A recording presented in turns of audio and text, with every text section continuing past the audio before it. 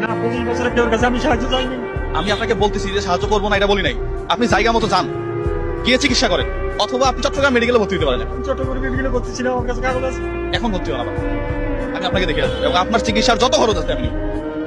কিন্তু এখন আপনাকে টাকা দিলে সেটা কাজে আসবে না। কথা বুঝাইতে পারছি?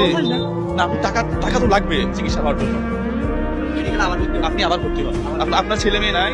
না, আমি এই রোগের কারণে বিয়ে শাদী করি নাই। 2000 সালে আক্রান্ত হই, আমি সিঙ্গাপুর থেকে রিটার্ন চলে আসি।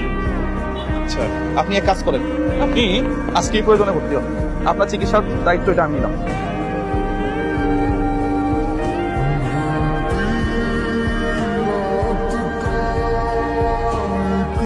এটা আমার রুমি আপুর টাকা, হ্যাঁ?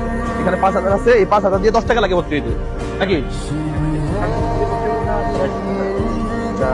টাকাতে ভর্তি হন, এটা সবচেয়ে বেস্ট হয়।